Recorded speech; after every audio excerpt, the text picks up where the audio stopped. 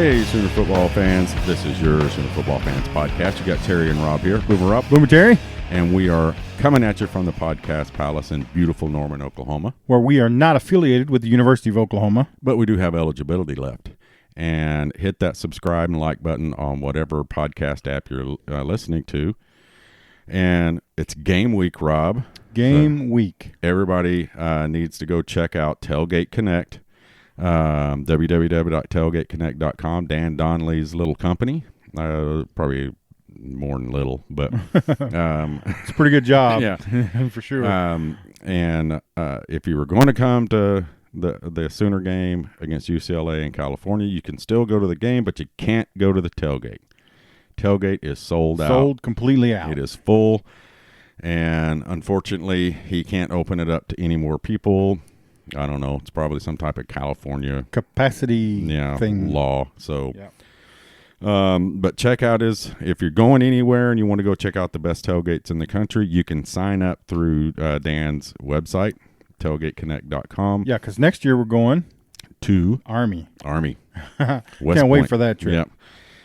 And always check out our YouTube videos Thursday night from Louis on Campus Corner. Make sure and go by Louis anytime. Stop in and say hi for us. Most of them don't know us. Right. So, it's just how it is. Check out QB1 because Rob and I are kind of famous now. Just a little blurb there on season 3, episode 9. Episode 9. Right. And so check us out on Netflix and also check us out on tailgaterradio.com. Rob and I later on this week will be on their podcast. And it's a video cast, too. They did some video, some stills. I'm not sure what all they did. I don't know what all they did, but they asked us to come on to talk about game days and at the University of Oklahoma, the Oklahoma football tradition, what makes it so great. Tailgating and the podcast. Yeah. And So, but we're really looking forward to that, and we'll give you more information. But you can find it is on Twitter at Tailgate Radio, the little @ Tailgate Radio. But are you ready to get the season started, Rob? I am jumping up and down, ready for some football.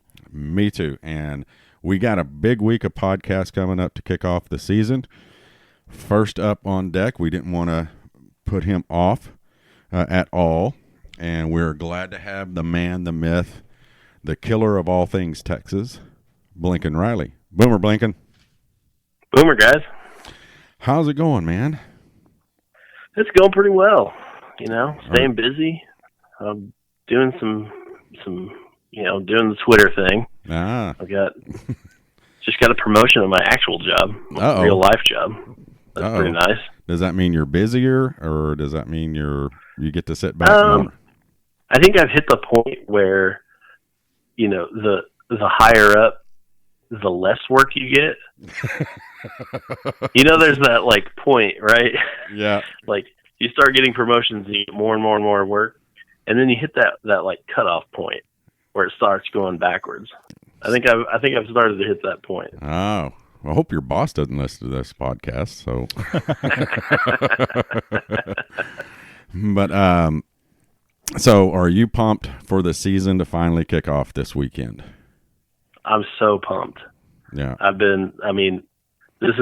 one of those things college football is different than I think other sports in as much as the start of it doesn't sneak up on anyone. Yeah. It can be in the spring and I'll be like, oh man, opening days this weekend. Yeah. That doesn't happen with college football. Yeah, it just builds and builds and builds through the summer, doesn't it? It's like everybody's dropping out. All these. It really does. Yeah, all these preseason polls and and you got Steve Bullard that for the last 162 days has been going, 162 days till. OU football. He's been counting it down. So that dude is hilarious. Yeah, yeah, he's great. Yeah. So even if we didn't want to know when the season was, Steve keeps us. Steve keeps on track. Keeps us on track. But now the season, I guess, really kicked off yesterday with the Miami and Florida game. They're both bad. They're both bad. And we're going to talk to you about the top 25 because Florida comes in at number 8. And I don't know if you watched that game. Did you get to watch any of it, Blinkin? Yeah, I watched the beginning of it, and I finished it up this afternoon. Yeah. So that was terrible. That was ugly football. Yeah. Weren't there like 15 turnovers? It wasn't quite Cheez-It Bowl, but it wasn't far off. Yeah.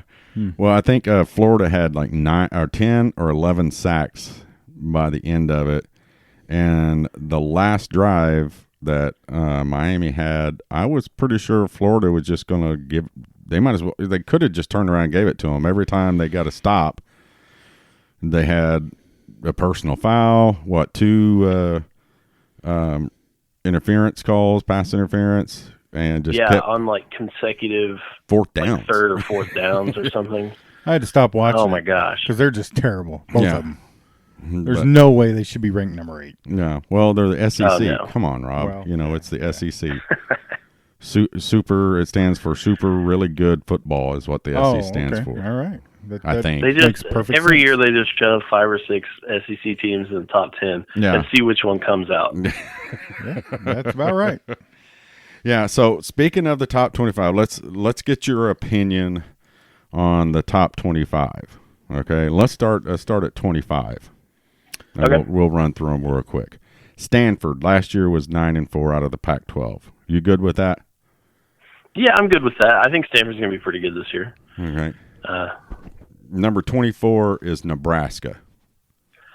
Nebraska, they could be 4-8 again. I know. This year, or they could be 8-4, or they could be 10-2. I don't know about Nebraska. They've got athletes.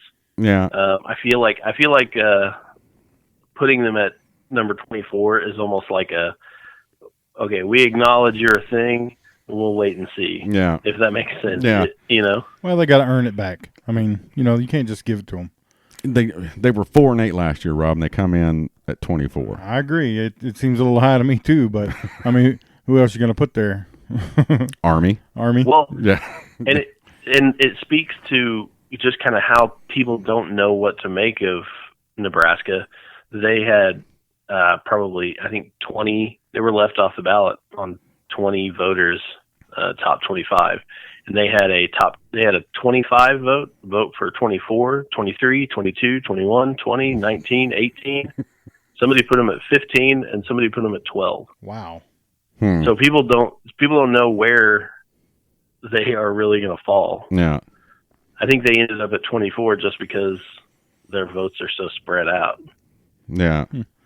Well, and then at 23, we got Washington State, and Washington State should be number 10 just because of Mike Leach, and he's going to say something great at some point in time. Are you a fan of Mike Leach, Lincoln? Oh, Mike Leach is like my hero. Yeah. He is the things he says and just kind of his attitude towards the whole like press conference and all that stuff. I love it. Yeah. I love it. He talks almost like he's lost. You know what I mean? He's kind of got that slow drawl, and he doesn't have a serious look on his face. It's a Captain Jack Sparrow attitude. Yeah. Yeah. Well, I really do think that he goes into those like press conferences with, the press corps is wanting, assuming he's coming with the mindset of college football. Yeah. But what they actually get is just whatever happens to be on his mind at the moment. Yeah. Yeah. Like, what was it last year? He talked about following a raccoon something like that. home. Yeah. Like his pet raccoon as a kid. Yeah.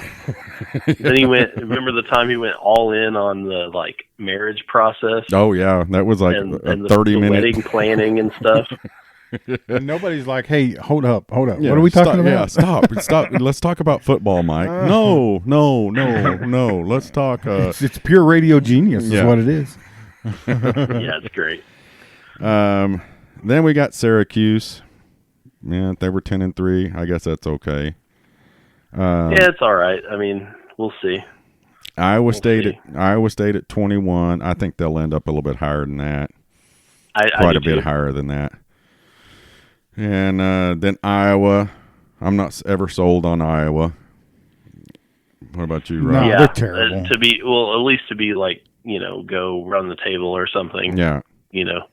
Iowa, worst case scenario finishes at like number 20. Best case scenario finishes at like 15. Yeah. They're just like kind of steady, Yeah. Wisconsin is at 19. Yeah. That's the thing. That'll be interesting to see. From really, they're going to be able to move the ball with Jonathan Taylor. But. Yeah. Then you got Michigan State. The thing with like 25 down to about 12, it's kind of like you can really just kind of throw any of them in there. Yeah. Michigan State's at 18, and then we got UCF. I'm sure they're pissed off about this, number 17. Yeah, we're number 1. They can't claim a national title. They're not going to get to give their guy. I wonder if they'll give them national champion runner-up rings this year because they lost only one. They definitely handed out national champion rings the year before. Oh yeah, and they got it up on their stadium. Oh my gosh! I mean, that's wild. Yeah. It's embarrassing, really. But yeah, if they played any of the big boys, of course they're going to say, "Well, we played Auburn the year before that, and then we played who was it, Baylor?" Yeah, who did they play this year in the bowl? I don't remember. Was it? Do you remember who it was, Blinkin? I don't know. Who did they play? I don't know. They got beat, so they got thrashed, right? Yeah. And then we got Auburn at number 16. SEC. SEC. Penn State, who shouldn't be allowed to play football still, but they're at number 15. The Utes of Utah. Isn't that who Corso picked to win it all? Who, Penn State or the Utes? Utes. Did he really? Yeah, Utah. He picked them to beat Clemson. Are you kidding me? Okay, they need to take that dude off the air. All right, put the bong down. Somebody didn't now, give listen, I'm buying Utah this year. I think they're going to be good. I think when me and Tom were talking about it, I had them picked to win the Pac-12. Yeah. But I don't know about beating Clemson. Yeah. Then we got Washington. And one of your new favorite teams, and we're going to get into this discussion here in a little bit too. Texas A&M comes in at number 12. And I don't know why, but they're there. It's Jimbo Fisher. That's weird. Yeah. Jimbo Fisher. Yeah. Oregon at number 11. The Texas Longhorns at number 10, and they are pissed off about that. Notre Dame is way overrated, coming in at number 9. We know that Florida is way overrated, coming in at number 8. Yeah. Michigan with Jim Harbaugh, who is apparently needing to take some type of medication, because have you seen an interview with that guy recently? He is just, I don't know, he's just out there. He's just... Maybe he's on the dope. I don't know. Let's see. LSU, we'll see how good them and Texas both are. Well, one of them are, I guess. So, Blinkin, will you be pulling for LSU or Texas? I will and have never and will never pull for Texas. Okay. Will you be pulling for the Big 12? To win that game? No. No, not even a little. Now, see, here's the thing. Mine and Rob's theory on this. It's one thing to need a team to win to benefit you, and it's another thing to root for another team. We really need Texas to be undefeated coming into the Red River rivalry or shootout, whatever they call it now. Mm-hmm. No, I hope Texas is good every year. Yeah. But I also hope they lose every game they play. Right. Okay. That makes perfect sense. Yeah. You hope they're good. They just get beat by 1 point every game. That's even a better stance, I think. The Ohio State. Did they get that trademark on the D? I doubt it, but if they do, I doubt it. Well, even if they have, I don't know if it would go through that quick, but I doubt they're going to get it. Yeah. The Ohio State. They want. So then everybody else would have to say, they have to say the instead of the. our Sooners at number 4, about where I thought they would be. And then, of course, they're going to try to keep Georgia and Alabama in that. And Of course they will. In that top 5 all year long. And then you got Clemson. It's what's Clemson's Death Valley? That's what it's called up there. Mm-hmm. I guess. Yeah, one of the Death Valley. Yeah. The better of the two, I guess. The national championship goes through Death Valley, and rightfully so, because they put a whooping on. Sure did. On Alabama. They really did. Well, they're the team to beat right now. No doubt about that. Now, if you guys don't follow Blinkin on Twitter, we don't know what's wrong with you. I think everybody. Oh yeah. How many followers are you up to? 18, 19? I think 19. 19,000 followers. Mm-hmm. On Twitter, and if you notice, he has his Texas Facts Tuesday, and just by the way, they're all bad. Yeah, Bedlam Fact Friday, and he just recently started his Aggie Fact Thursday, and it was like 2 or 3 weeks ago, I actually sent you a DM. I was like, dude, who pissed you off down at College Station? Because you were just wearing out some poor fool. Every other tweet you had was just tearing up A&M. What happened? And did the guy delete his account? Yeah. Because he should have. He should have. I mean, what happened that just turned you inside out on that guy? What went on? So there's this guy. He goes by Rude Dog or something. I don't know. He's a Texas A&M fan, and he is in my mentions on everything I post. Yeah, everything to do with Texas A&M, Texas, Oklahoma State. Doesn't matter. He's just in there. And then, one day it was just like, I was all right. This has gone too far. So, I put together a list of things, which didn't take long because Texas A&M is trash. Yeah. And has been for 120 years or something. So I just went all in. Said, you know what? Let's make this a thing. Okay, so has he stopped messing with you then? He hasn't jumped in as often. He's still there. Okay. Yeah. But some other people will go back and forth with him. I can't. He's just one of those people that post the same thing in response over and over and over again. Yeah. And so the other day he posted the same. I think he posted the same picture in response so many times in a row that Twitter suspended his account because they thought he was a bot. Uh-huh. All right. That was pretty great. Yeah. Suspend you because you're doing the same thing. You're a robot. Need some original. It's and Aggie Fact Thursday has started to be pretty fun because the Longhorns are jumping in on it now too. Well, they're just glad they're not getting the crap slapped out of them by you. So they're glad somebody else is getting a beating other than them. So, but speaking of Rob and I brought this up a month or so ago, and we've been talking with the ladies from Alabama. They were on last week, the big Jalen, Cleo, the Sooner Swooner, and Tony, OU Tony, as she's known, both big Bama fans. But we brought it up about Oklahoma State, and so we're going to need your help in researching something, okay? Okay. The Oklahoma State University's stadium runs east and west. Okay, not north and south like every red blood American stadium runs. Right. Do not you north and south, so you're not staring into the sun. Yeah. So, do you know already, or can we find out what happened that made it run east and west? I do not know, actually. Other than that'd be interesting to find out, though. Yeah, other than Wrong Way Feldman. If y'all guys aren't as old as I am, y'all don't know who I'm talking about. Gilligan's Island is that's a reference to.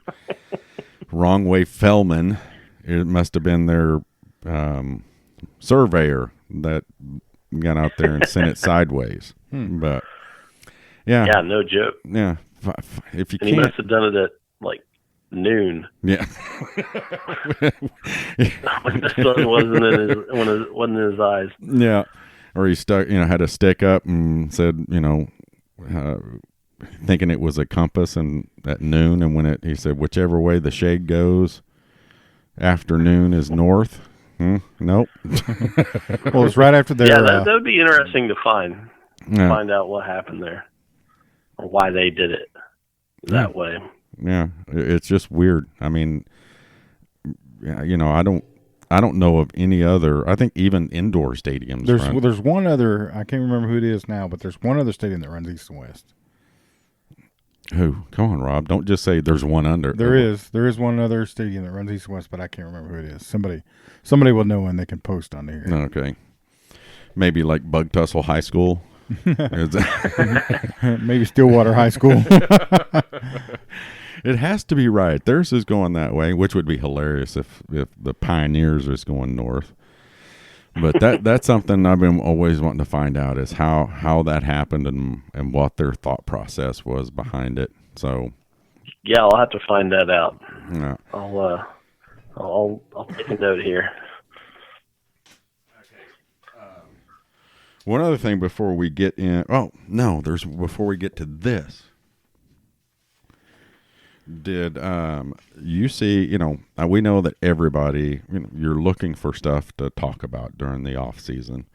And Hook'em Headlines put out a poll back in July, which I'd never heard of anybody doing this.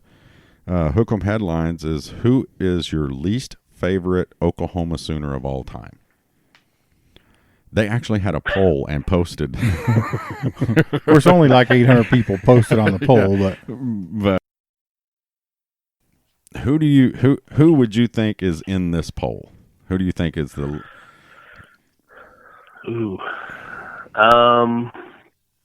Mayfield. It's got to be in there. Yeah, Baker Mayfield's number one. Number one, nailed it. Here's. I'll just throw some and see what you think. Sam Bradford is number 7. I can see that. Okay. Jason White is number 8.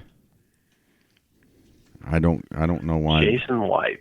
Yeah. I don't know what he did to them. Let's see. Of course, Billy Sims. Duh. Adrian Peterson is on there. Keith Jackson. Brian Bosworth. But here's one. Jermaine Gresham. Did Jermaine Gresham have a big game against Texas at some point in time that I don't remember? Well, he just always did the horns down, I think. I remember he had one catch one year. Defensive back or somebody came across and batted the ball. And it went way up in the air. And he was just standing in the end zone under it and caught it. I don't know if it was a go-ahead score or what, but I do remember that play. And I remember it was just one of those things where Texas couldn't do anything right that day. Yeah. Which is like every other day, isn't it? Yeah. But Teddy Lehman makes sense. Jason White, I don't know. Yeah. Sam Bradford, I guess, makes sense. Well, but then no Roy Williams. I mean, they got Teddy, I guess, because he caught the ball, but you'd think that Roy for, hitting Pretty Boy Phil, time and again, causing the deal. But I would have thought he would. But that was off of Hook'em.com, Hook'emHeadlines.com. They put out a little poll. But, I don't have any, least liked or least favorite Texas players. I hate them all. So I I could care less. You know, I did hate every time during every game broadcast, Colt McCoy and what's the kid's name? Shipley kid. Yeah, Shipley. Jordan Shipley. Yeah. Every single broadcast, they would talk about how they were roommates. Yeah. And I don't know what about it. Well, that's so annoying. It's kind of like Eleanor now. You know, every broadcast they talk about his mom raising him.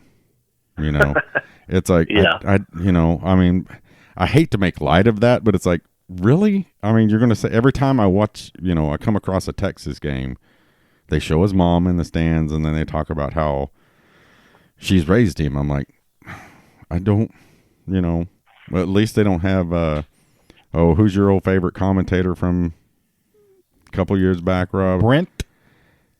Yep, Brent. What's his name?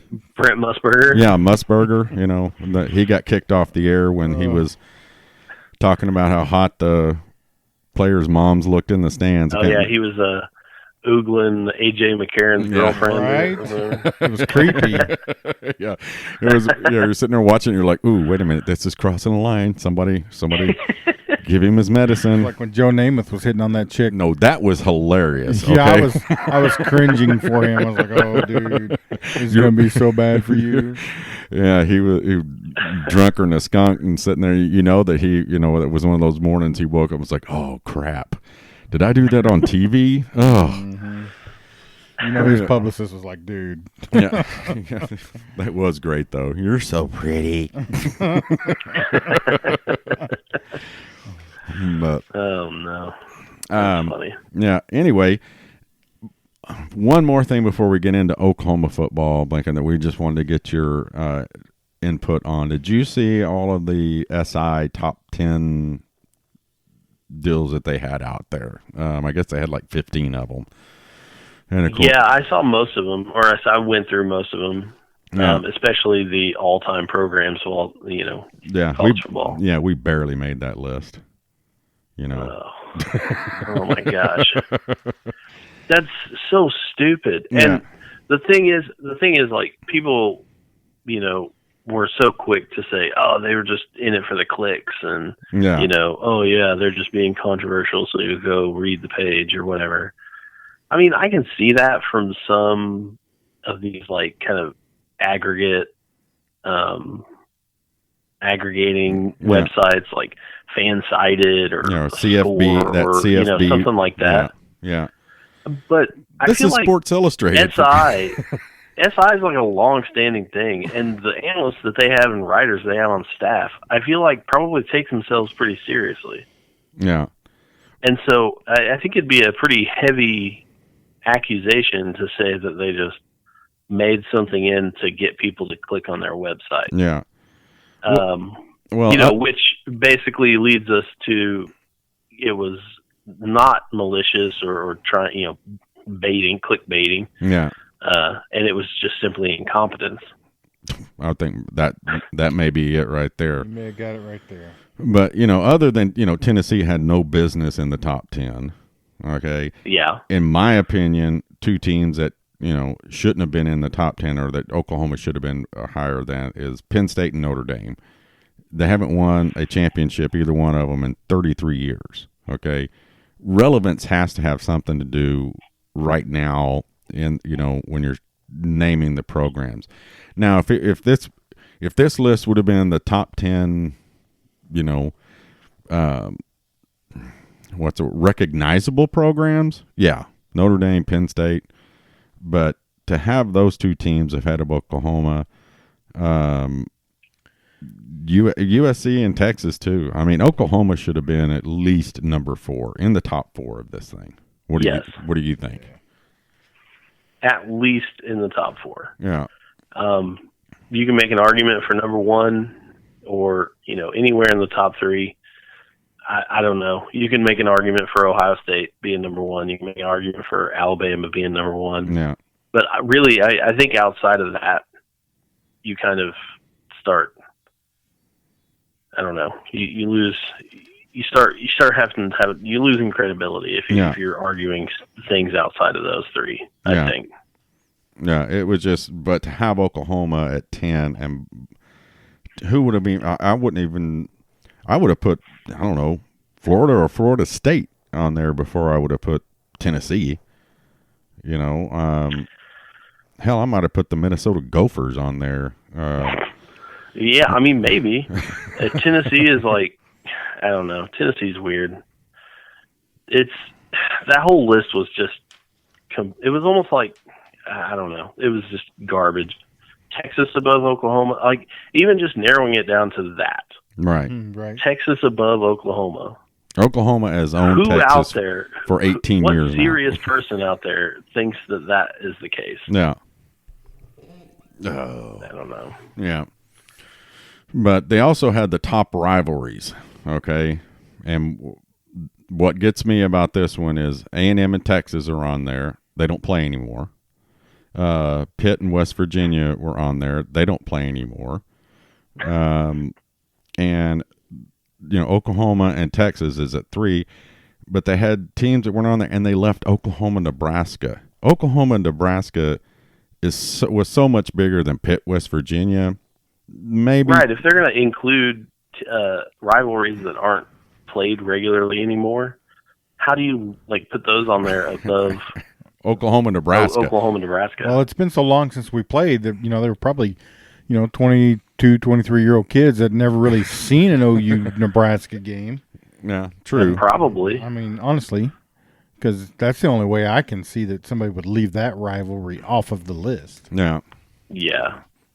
I don't know. I'm like you, though. I don't think it was clickbait. I think SI takes itself so seriously. And, you have to in this, what magazines are pretty much gone. It's websites, I mean, you don't get, you can still get them delivered to your door, but most people subscribe on the website, and I think they take themselves seriously, and I think this was a serious deal, and they just botched it. I mean, whoever I think so too. The editor didn't look at it. He just said, "Hey, Bob, go put together a top 10 rivalry, and we'll put it in the magazine and move on." I don't think they really even looked at it. No. Yeah, I mean, it was just, bad. Bad. Yeah. And the thing is, it was all their college football analysts got together and made these lists. Well, how does one person come up with the list of all-time programs in that order? Yeah. Much less a bunch of people in a room agreeing to it. Yeah. Yeah. I mean, I don't know. It just, I don't know. It's like you said, it might be 20, 25-year-old kids who don't know any better. Yeah. Well, let's get on to some Oklahoma talk. The season kicks off this year. Let's do this first. Who on the schedule scares you the most right now? Or are you most not scared, most concerned about? Let's not use the word scared because that's a weak word. So who are you most concerned about? Well, most concerned about right now is Houston. Houston's not a slouch. They're going to put up some points. Now, their defense is probably pretty bad. I mean, it was bad last year, and they lost 60% of it. So, how bad was it? It couldn't have been worse than last, could it? Well, it depends on what you're looking at, right? If you're going to go by just strictly yards and points and stuff, yeah, Oklahoma was near the bottom. Yeah. But some of these that take into account who you're playing, like Bill Connolly's S&P Plus, had Oklahoma at only 84th. Wow. And Houston at 106. So okay, so Houston was pretty bad. Yeah. Pretty bad. Well, what concerns me now, didn't Houston have a top 10 offense last year? Am I right? Yeah, they were very good. They put up a lot of points and a lot of yards. They moved the ball real easily, and De'Aaron King is the real deal. that he can spin it. Yeah. See, I mean, he finished in passing efficiency last season. He finished in, I think, 6th, ahead of people like Shea Patterson, Sam Ellinger, Justin Herbert. I mean, some like prospect guys. Even Trevor Lawrence. He had a better passing efficiency than Trevor Lawrence did. Wow. Okay, and now I don't mean to correct you, but we pronounce it Eleanor here, not Ellinger. We don't use the G. Okay. Moving forward, if you don't mind, because it just pisses off Tom Herman. So fair enough. But yeah, that's what bothers me, because I know everybody, including myself, is pumped that we got a new defense, a new defensive coordinator. It's still the same guys playing the game. We'll have some new ones come out there, but it's still the same guys that were there last year. That was really, really bad. Really, really bad. Again, I know they didn't keep stats back in the 1800s like they do now, but Oklahoma has played football for 125 years, and this was the worst defense we ever had in 125 years. Yep. So that's my concern. I mean, it's bad. Also, I'm a little concerned that people's reactions to maybe how the turnovers are going to go, because that's his big thing coming in is, increase the turnovers, cause havoc plays and, right. These kinds of things. But turnovers are, like, statistically speaking, largely random. I mean, you can some teams can be better at them than others, but like, so if you went back the last decade, so the last 10 years, and you looked at the top 5 teams in forced turnovers every season, 39 different teams show up on that list. Yeah. So, I mean, it's completely random. I mean, there's only like 8 teams that showed up more than once, and they were only twice. Yeah. Well, I think it may. I'm a little worried at the reaction if there's like no change. Oh. But also if there's a big change and they expect it to be that going forward. Well, I do. No, I'm sorry. I mean, I think he can move the needle on that a little bit and make some progress, but you kind of have to keep in mind that, forced turnovers are real random and fluctuate. Well, here's my take on it. Okay, and Rob, you can pipe in when I'm done with this. We've talked about this a bunch, but being the defensive coordinator at Oklahoma should be the dream job for defensive coordinators. Okay, because really, you just need to keep a team under 30 points, regardless of who you're playing, whether it's, the School of the Blind or it's Clemson, because Oklahoma is going to score over 30 points in almost every game since Lincoln's been there. I think only 1 or 2 he hasn't. Okay. So if your job is to, and I get what they're talking about with the turnovers, because I think they're expecting the offense to be just as explosive. So if we can keep give them the ball 2 extra times a game or 1 extra time a game, we're going to get that many points. But I would think being, again, you got to teach your guys, hey, let's hold them under 28 points, get 4 or 5 stops a game, and we're going to win 35-28 or we're going to win 45-28. Right.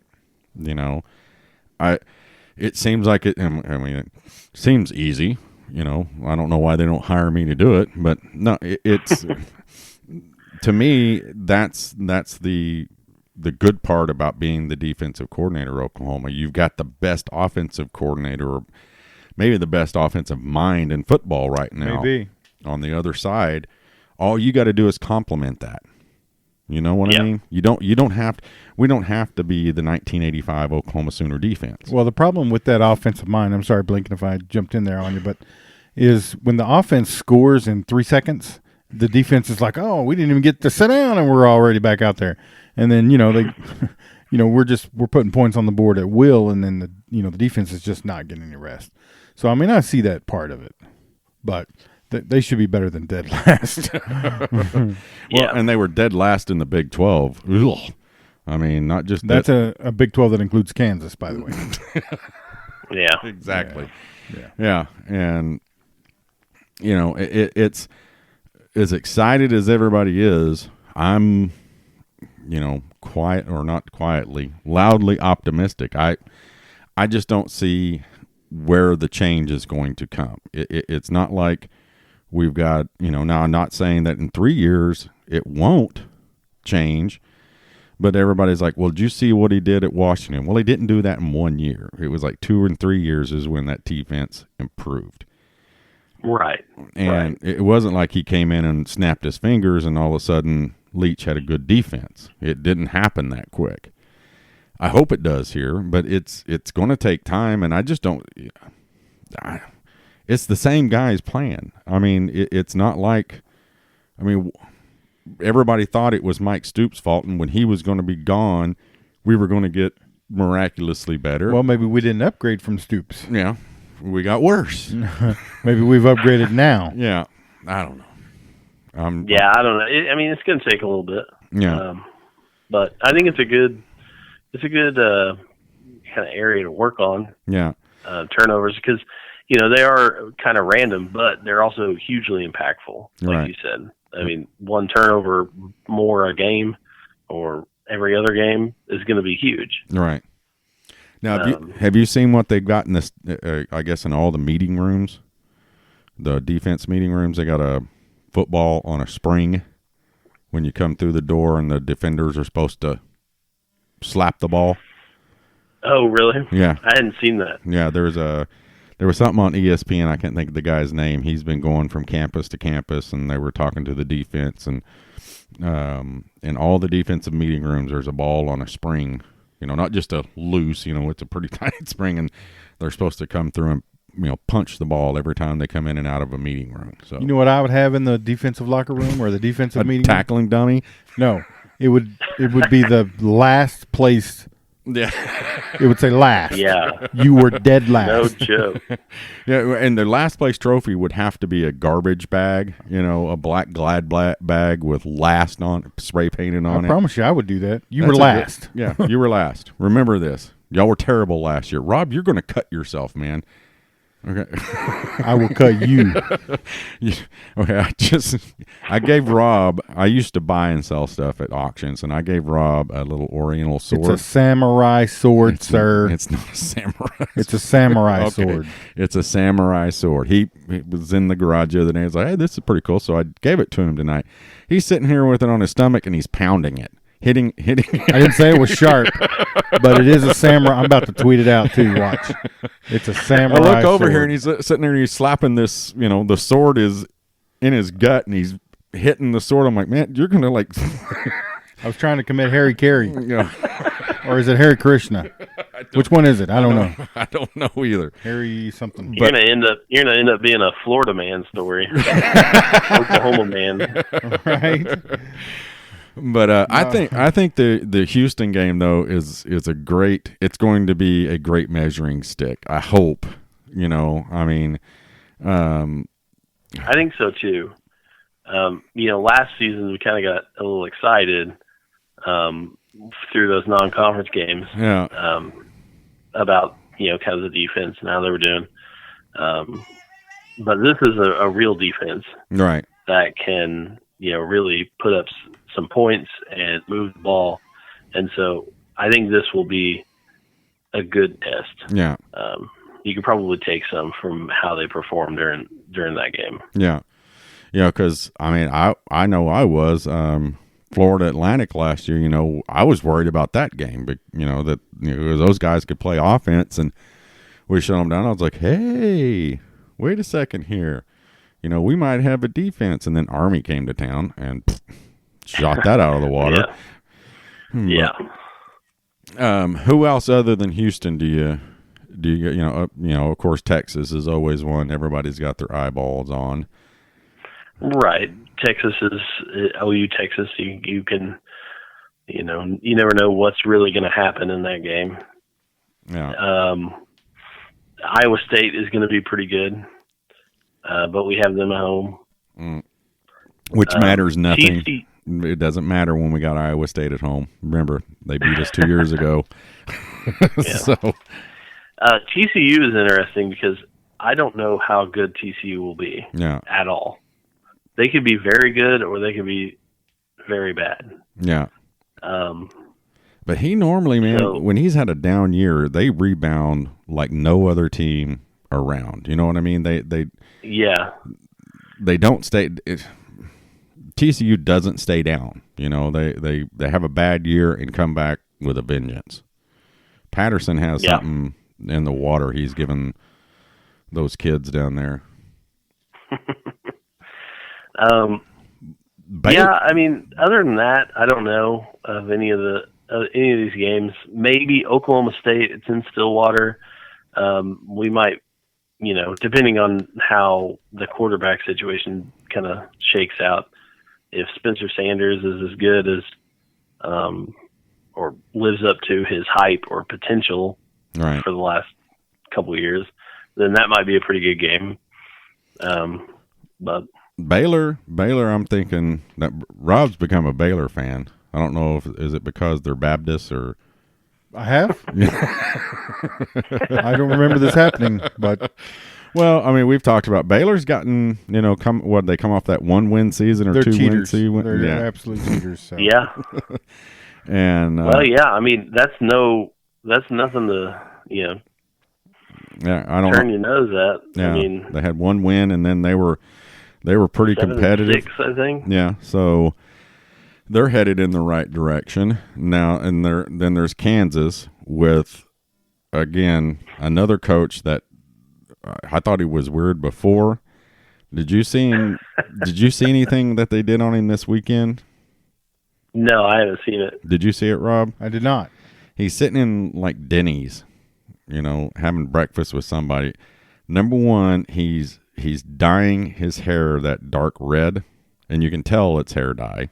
I mean, it's a weird color of red, and he's sitting in there, and he's in this, I don't know, kind of weird fancy suit with sunglasses on, doing this interview with ESPN, and then he's on the phone. They're just kind of following him around. It's like, dude, he looks weird.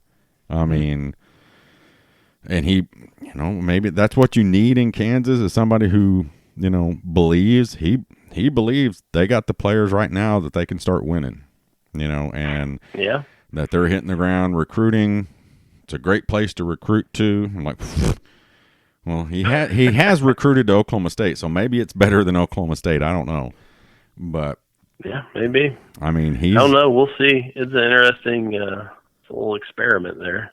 Yeah, but we'll see what he can do. Seriously though, the dude is like that red hair dye. It's a terrible red hair dye. Sunglasses, and his whole aura is, man, I'm looking cool. That's what he looked like. Was he was, I'm a cool dude. So, but who's going to be the surprise team? Do you think in football this year? The surprise team. Yeah. So I was thinking about this the other day. I posted a thing about, so the preseason polls have been coming out since 1950. Yeah. And since then, in 63 of the 69 years that they've put one out, there's been a team that started the season unranked, but ended in the top 10. And so it's good. Statistically, it's going to happen, or at least very, very likely to happen. Yeah. And I think my team that I would go with this year is Missouri. Missouri Tigers is in the SEC. If they could beat a couple of good teams, that just kind of boosts their resume. They have Kelly Bryant at quarterback. They've got a ton of players in the skill positions. Running back, Larry Roundtree is great. They've got some talent, and I think they can put up some points and really give some people a run for their money. And if they pull off a couple wins against some of these SEC big dogs, they could very well end up in the top 10. Missouri Tigers. We'll see. They haven't lived up to the hype, I don't think, since they've been over there. But yeah, well, except that first year, the first couple of years they played for the SEC title, didn't they? Them and A&M both did. Yeah. So, but okay, here's the $1 million question. Well, I got $2 million questions for you, Blinkin. One is Jalen Hurts the starting quarterback at the end of the year? Ooh. Is Jalen Hurts the starting quarterback at the end of the season? Yeah. I say yes. I will say yes. So, you don't think there's any chance that Spencer is more than what he's hyped up to be and that could step in there in a couple of games? Or I think he could. Yeah. I think from everything I've heard, I mean, I haven't seen him, and nobody's seen him in a college game yet. But from what I've heard from people who usually know what they're talking about, the kid can play. Yeah. And he can play at a high level. But I think it doesn't make sense to use him outside of his four games, redshirt games. Yeah. I mean, you want to keep as much eligibility on that kid as possible, right. I think. Yeah. Oklahoma's going to be able to win with Jalen Hurts. Jalen Hurts is a great quarterback. Yeah. So for a marginal improvement, even if that exists, for a marginal improvement, do you burn a red shirt? Yeah. I don't think so. Now, the next $1 million question and it pertains to Jalen Hurts, is does he have a better season than either one of Baker's last two seasons or Kyler's season? Does he have a better season than any of those seasons? Obviously, if he has a better season than Kyler, he's got all of them over. Let's just say that. Does he have a better season than Baker's? I guess it had been his junior year, or it was actually his senior year because he was a graduate, wasn't he? Yeah, right. He was a fifth-year senior. But when I'm going to say if there's anything that he might be like, it's 2016 Baker Mayfield, okay. maybe with some additional rushing yards. So Baker, he could scramble around and make time, but he wasn't exactly a runner. Yeah. He could run, but I think his passing efficiency is going to go up, and that's probably just because of Lincoln Riley and how he gets people wide open. Yeah. And I think he's going to have a great year. I don't know if it's going to be, like I said, as good as those 3 years, because those are all-timers. Yeah. But I think he's got a chance to kind of put up 2016 Baker Mayfield numbers. Which was a pretty good year, just FYI. Absolutely. Yeah, it was a great year. It was the first time he broke the single-season passing efficiency record. Right. And that's the thing, though, like, we've been talking about it for a while, is, Jalen has more targets than really Baker and Kyler did combined. Oh, yeah. I mean, with all these, these freshman receivers that are coming in, and with, CD and, what's the kid that caught the touchdown in Trajan Bridges? Well, no, that's one of the freshmen. He caught the pass from Kyler when Kyler was on the run. Lee Morris? Lee Moore. No. Rob. I mean, I can go through the roster if you like. Rambo. Okay. There it is. Charleston Rambo. Why didn't you start with him? Well, I didn't know where you were going, so I was just, I'm going through the alphabet here. But I mean, because all the triplets are going to play, and they're going to play a lot. Probably. Okay. And I think Stogner is going to play more than most people think. Okay. Because from what I've seen, if you just get the ball near that kid, he catches it. Yeah, that's kind of the word out of practices. That he just anything he can get a hand on, he pulls in. He caught it right. Yeah, and and then you got Calcaterra too. And then you got the two H backs. Braden Willis for one. I mean, that offense is just loaded. Now, of course, the skill position definitely. Yeah, the offensive line. But come on, we'll man. See. I mean, these are guys. I get what everybody's saying. That they sent 4 guys to the NFL. Okay, these are the backups to the 4 guys that went to the NFL. Okay, they're not slouches. Yeah, there's less experience, but they're young. But how much of a gap could there really be? Right. I mean, to being the backup to those guys, there's some stuff, but I mean, the way Bedenbaugh coaches and the way he gets those guys in there, he gets a unit in there that works together. It's not, you may not be the best tackle. Well, they're big, strong kids too. Yeah, but good Lord, right. they're huge. Yeah. So I'm not. Yeah, I'm not worried. I'm not worried about the offensive line. Yeah. I mean, the first couple of games, just like any offensive line, it's going to take a couple of 3 games to for get them to gelling. gel. Yeah. But after that, and I mean, it's basically, Jalen's like, it's like being out at Top Golf, and you can just toss balls and throw it anywhere on the field. There's going to be 5 guys out there, 4 or 5 guys that the ability to go get it. Yeah. It's just it's amazing. It's a good problem for Jalen to have. Yes, to be honest with you. Yeah. I mean, this may be the best receiving core altogether, or best offense that he's ever been associated with. And I seriously mean that. And that's an offense that had Jerry Jeudy on it, by the way. Yeah. It was a pretty good little receiver. I mean, that might be true. Yeah. I mean, we'll have to see with some of these young guys, how they can step in and shine, but everyone expects them to. Yeah. So Hurts is definitely going to have an easy road as far as those around him. Right. It's just up to him to kind of step in and do it. So now, one other question about Hurts: dreads or non-dreads? I like the no dreads. Oh, really? I like the dreads. Yeah. I kind of thought he looked like a predator, out there.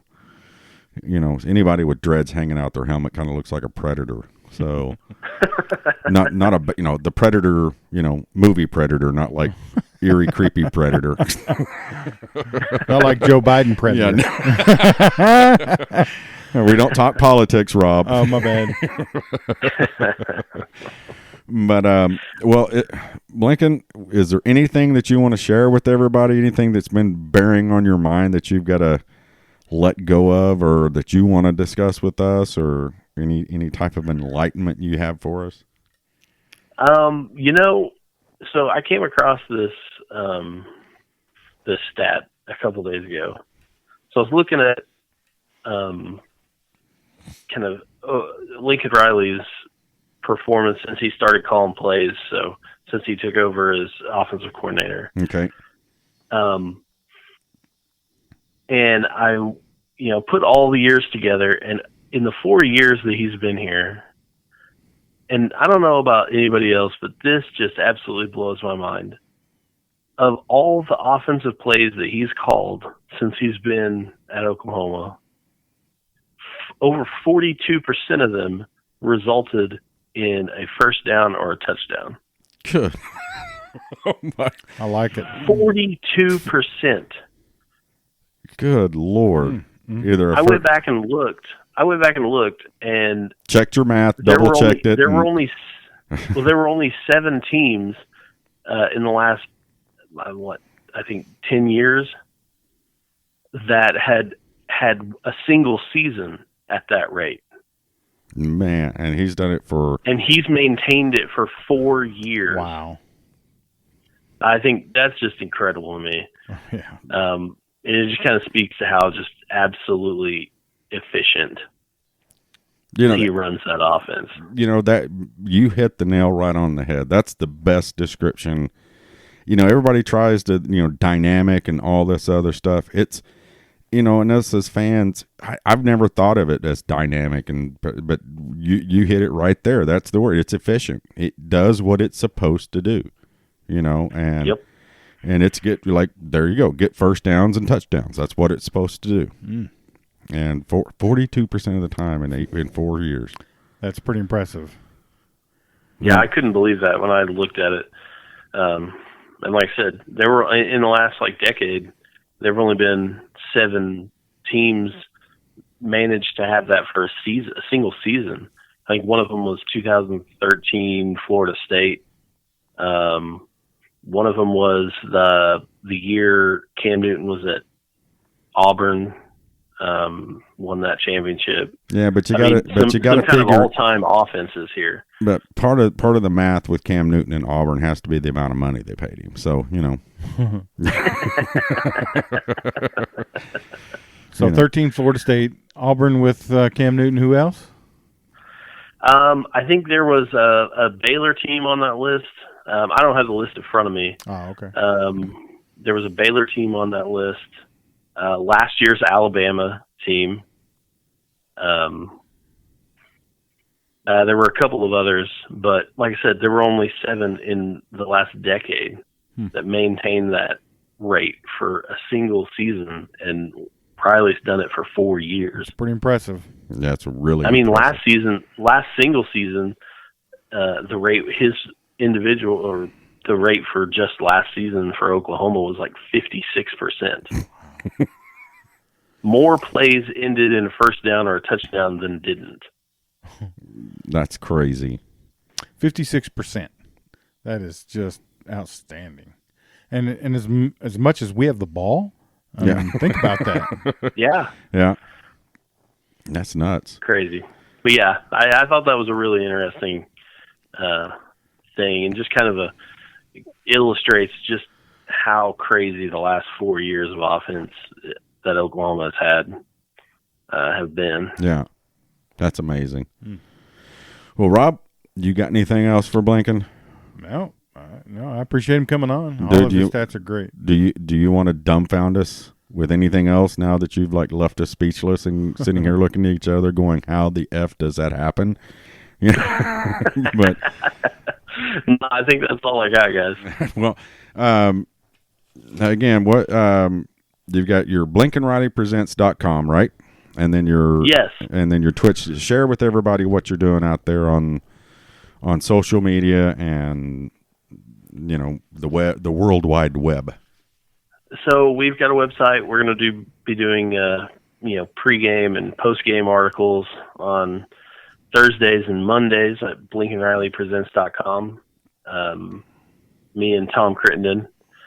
And then every Wednesday and Sunday going forward, we're going to have live Twitch shows where people can come in, chat about football, talk about Oklahoma's offense, and maybe a little of Oklahoma's defense. Cuss about Oklahoma's defense. But you can find that at twitch.tv/BlinkinRiley. Like I said, we'll be on there. Come follow. We'll be on there in the evenings, Wednesdays and Sundays throughout the season. Yeah. You're going to make the game this weekend? Also, check me out on Wednesday afternoons. I'll have a regular segment on CBS Sports 105.3 in Oklahoma City. Very cool. With Brandon? It's Drum? right after Brandon Drum's show. Oh, okay. Matt Reynolds, and I think it's Straight Up Sports. Okay. Well, we'll have to definitely check that out. So, there was something else I was going to ask you. What was I going to ask you? Oh, you're going to make it to the game this weekend? That was how can I not know to remember that question I was fixing to ask you?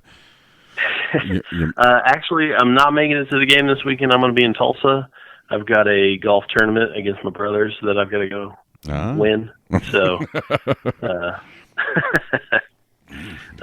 so we're staying in and watching the game there in Tulsa. Okay. So, well, we know you'll make one or at least one. So we'll catch you. Oh yeah, I'll be up for a few. But That's it for today's podcast. We appreciate Blinkin coming on with us, and we'll see you next time, guys. Boomer up. Boomer Jerry. Boomer Blinkin. Boomer, guys. Thanks for listening to the Sooner Football Fans Podcast. Sooner Football Fans Podcast is hosted by Rob Nixon, Terry Long, and occasionally Caleb Long. It is produced at the beautiful Podcast Palace in Norman, Oklahoma. Follow us on Twitter at SoonerFBFans and like our Facebook page at Facebook.com/Sooner Football Fans, and visit our website at www.SoonerFootballFans.com to read our blogs and keep up with our tailgating activities. Boomer Sooner, everyone.